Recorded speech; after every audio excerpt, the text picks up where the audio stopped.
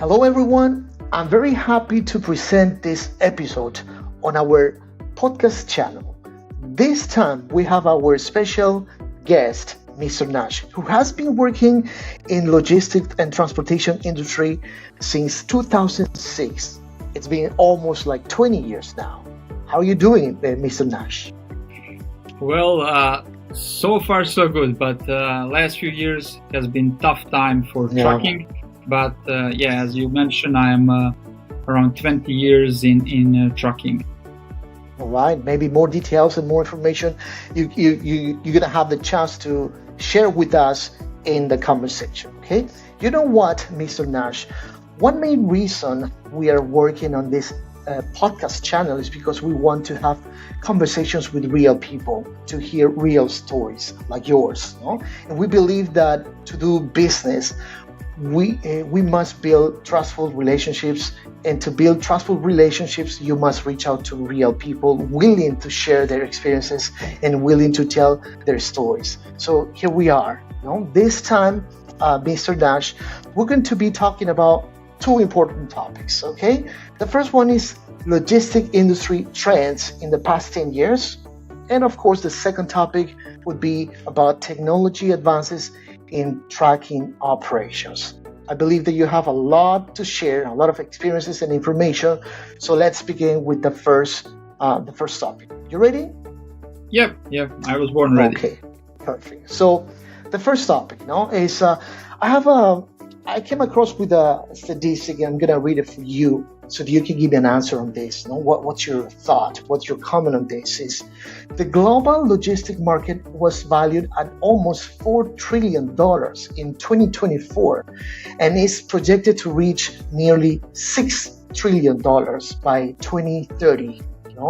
So, but now with these tariffs issues, there is an estimated 50% drop in container shipments from China. So, based on this current panorama, how do you see this situation, Mr. Nash? Well, we cannot predict the future, but we cannot comment like some short-term daily political events. We don't know what will happen tomorrow, if something will change dramatically in a week from now.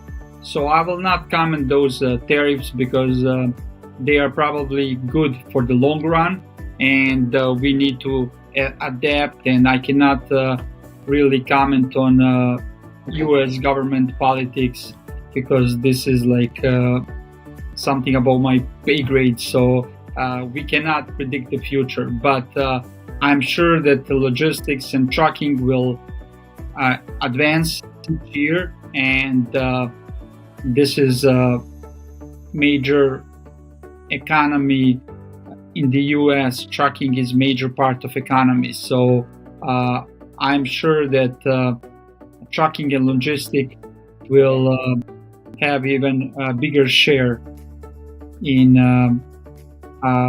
earning and revenue collecting in the U.S. So it's kind of early to give a comment on this issue at this moment, right? Yeah. Okay, I understand. And how has logistics changed since you started in 2006? Well, Luis, so it changed a lot. So since 2006, a lot of things changed, especially lately, rise of Amazon, e-commerce, change customer expectations like speed and tracking. But we have now even stricter regulations like ELD mandates and safety. So we have a lot of changes as brokers have digitalized load boards and a lot of new broker systems. So a lot of things change, but I started in trucking in one interesting time frame when technology just started developing. But I'm not talking about current major technology. I'm talking about technology 20 years ago. So I'm remembering when most of the drivers, they didn't even use GPS navigation systems. Okay. So pre-2007, Rand McNally Road Atlas was a gold standard in trucking. Each driver had Road Atlas. So let's start from this. And then, like 2010 or 12, it was widespread. We had some drivers that were not willing to change from those road maps to GPS navigation systems. Okay. So this is like one of the first changes. So I remember time when they used Road Atlas book to navigate. So these old school drivers were tough. Now drivers, they cannot navigate, most of them. Right. I'm sorry, but they cannot navigate even with brand new GPS navigation systems. And so those guys use Road Atlas to navigate. Then let me just remind you and some older drivers that basically before we use toll-free lines. So when drivers call the brokers or when they call trucking company, correct, they ask for toll-free line. They didn't want to spend their minutes, as they didn't have unlimited minutes as most of the drivers have now. They have certain amount of minutes, so they called only on toll-free line, and most of them didn't have smartphones. Smartphones started later, so they used toll booth, payphone from the truck stops or from different areas. So drivers stop at the truck stop, call the company, provided update, and then we waited few hours for next update. It's not like now when you need everything in the real time. It's not like technology that's advanced now. So basically, we start from scratch, from paper, maps, and toll-free numbers. Drivers didn't want to call regular phone line. Most of them asked for toll-free number to call broker for update or to call their company. So I started at the trucking company that was asset-based with brokerage, and I dispatched those drivers, and I work as account rep for brokerage division. So I dealt with the company drivers and third-party drivers. So they were asking for this toll-free number so they can call you. You're not able to reach them. No emails on their phones like now, and you can get update. If they need to call you, they need to stop to if they do not have enough minutes. So technology changed a lot of things. So as I mentioned, pre-2007, Rand McNally Road Atlas was gold standard, and then a few years after that, drivers start switching and getting these GPS navigation systems one by one, and then after a few years, as you know, smartphones become available. So a lot of things change in the last 20 years. A lot of things change, of course, in simple words that you just described right now. Another important event, which is the major event that happened. I'm talking about the pandemic disruption that we had a couple of years ago. No? Wow, that was another. Force you to rethink operations. How did you manage that situation, the pandemic? So, major event was for sure COVID-19. COVID-19, yeah. This changed everything. We had a supply chain chaos and border delays, and driver safety become top priority. Everything was unpredictable. We couldn't predict what will happen in future, and market downturns we had, let's say, bad market, and then we had really good market, and now last let's say 3 years we have shocking recession. Most of the people maybe will not agree, but trucking companies will agree for sure. Maybe brokers will not agree, maybe some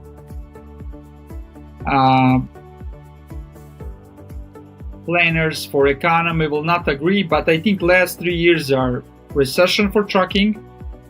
Trucking companies are shutting down. They are selling their equipment. Wow. They're going out of business, and everyone had to cut the cost and expenses as we did, to reorganize and streamline the dispatch and procedure, and to reorganize the whole company operation. So currently trucking companies, most of them are just trying to survive and stay in trucking, and brokers are in better condition than trucking companies, as we as trucking companies have the most liability, and we are not protected from anything, from brokers, from drivers, from other aspects as predatory towing companies and the claims insurance. So COVID-19 had major impact in trucking, and then economy went down really bad, and now we hope that the economy will start picking up and that certain things will change. So we will see what will happen in next few months. All right, okay. But now, how's this the current situation at this moment in 2025 right now? How do you see the panorama? Current situation is same, so not good as last 3 years. So trucking companies are bleeding. We are not even able to break even. We have a lot of expenses, a lot of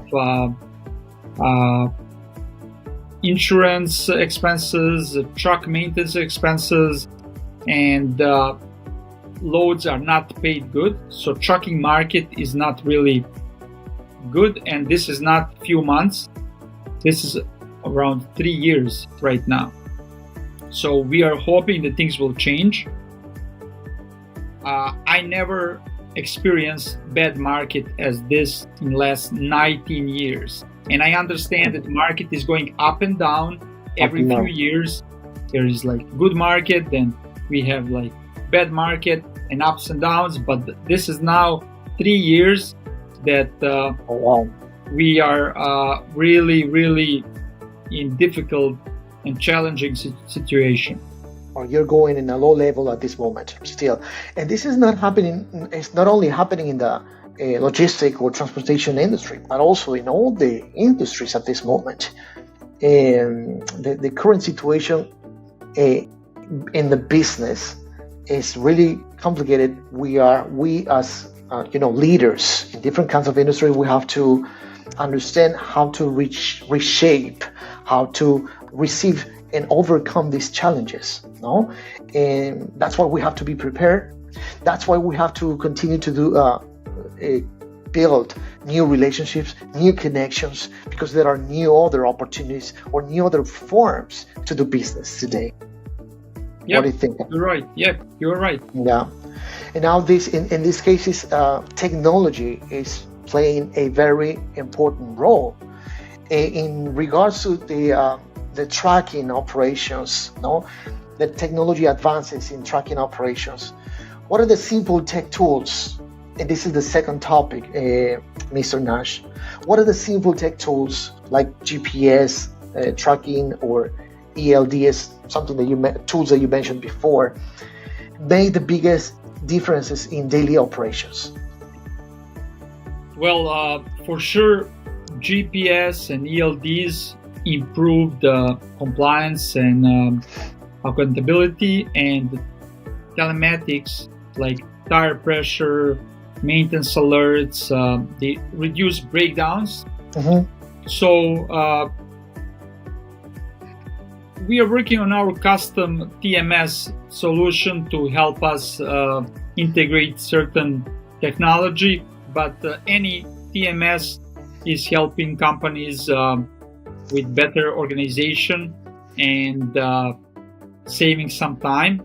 So technology is the future, I believe, of trucking and logistics, and I'm expecting major changes in next few years. All right, Mr. Nash.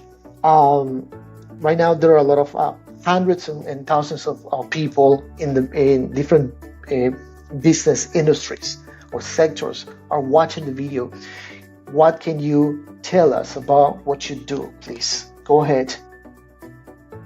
So we are over-the-road, asset-based trucking company. We service all 48 continental states. So pretty much we pick up product from any destination and deliver to any destination wherever our customers or freight brokers have any needs. We are focused on the dry loads, the dry vans, and we are not hauling any recycled product, no garbage, no trash, no hazmat product, just clean palletized product. We prefer to stay Midwest and South. We avoid going West Coast, but if needed, we can service, as I mentioned, all 48 continental states. And we provide 24/7 dispatch and 24/7 support for our drivers and 24/7 support for our customers. So whatever time you call, you will be able to reach someone in the office that will answer phone. It's not someone sleeping and you wake him up. It's someone in the office that will answer and help customers or drivers. We have multilingual team that speak English, Spanish, Serbian, and we speak multiple languages. And we are trying to provide best possible service for our customers, honest approach, and to provide best possible service for drivers. Doesn't matter if they are company drivers or owner-operators. We are here to work as a team. Drivers are not just the truck number. We know each driver by their name. We know what they like to run. We know like where they live, how long they stay on the road, and what kind of trucking they like. And so we adapt to each driver. All right. Okay, thank you. Okay, guys, so we're going to be sharing more information like website, phone number, or address, or some other information on the screen, so that you can get in contact with Mr. Nash and the company and the excellent work that he's been doing and the solutions that he's offering through his work. Now, I have another question. I just want to jump into the other question. This is a question that I wanted that I prepared, and I'm willing to hear an answer from you, especially. How do you see autonomous or driverless trucks fitting into current fleets? Well, Luis, to be honest, I think it's still early. It's still early for this, but it will be great for some long-haul, middle-mile options, and I'm sure this is future of trucking. I'm sure, and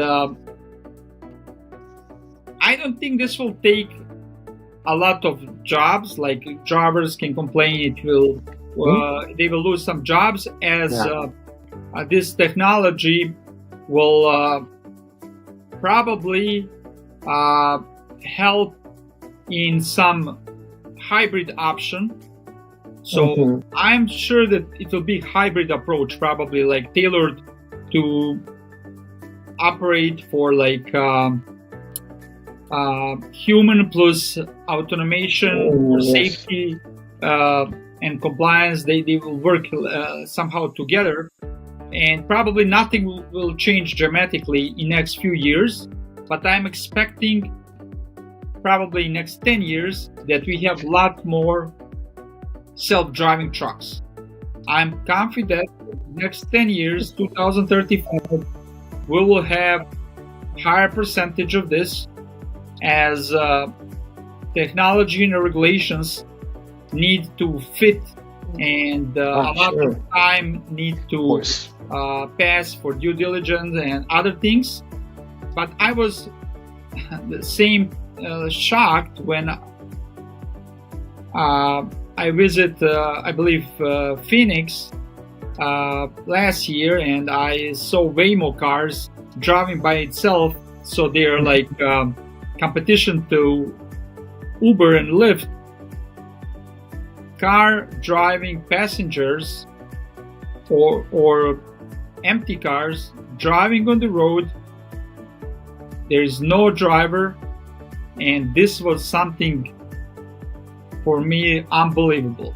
I know these things exist, but I never saw in person, and this was really enlightening experience. So I'm sure the trucks, semi-trucks, of course it's bigger liability, will be same as those Waymo cars, but I don't expect any changes in the next 2-3 years, but probably next 10 years we will have major truck market share with those vehicles. Right. We will see major changes progressively, right? Within the 10 years, probably. This is not going to happen like from one day to the other, not even in a couple of years. But this is something that is happening, and you, as the as CEO of a logistic company, have to be prepared for all these changes and all these technological advances as well. Now, what advice you, Mr. Nash, do you have for companies hesitant to adopt new logistics technologies? So start simple. Use GPS, ELD, or some fuel monitoring options. So start simple. Don't be afraid of technology. Don't fear the technology. Start simple and implement early, so you don't have resistance from your team. Correct. So try to involve your team early in this process. Correct. Okay, Mr. Nash. So we are about to finish, and I want to thank you for this opportunity to have this conversation with you. And I don't know if you would like to say a couple of final words to the audience, please. Go ahead. So thanks for having me. And I was expecting a little bit longer podcast, but you mentioned that you have the short concept. So thanks for having me one more time. And it was, I had a good time talking with you. I hope that market will change and that the trucking business will start picking up soon for all customers and brokers that need reliable trucking companies. They can reach out to us. So we are White City Logistics from Benson, Illinois, website whitecitylogistics.com. As I mentioned, we can hold pretty much any product. We have high value insurance, and if any drivers are looking for reliable company, we are hiring solo and team drivers, company drivers, and owner operators. They can reach out to 872-888-1800, and we can see if we are a good fit for each other, as we really need to understand the driver needs, and they need to understand how we operate, so we can make some long-term agreement as we don't like to change, drivers every month. We like to have drivers for a few years. Okay, all right, perfect. Okay, guys, so you've already heard that. Thank you very much for watching this episode with Mr. Nash. And as you already know, we will be presenting more new episodes on our YouTube channel. Real stories from real people. Thank you very much. Bye-bye.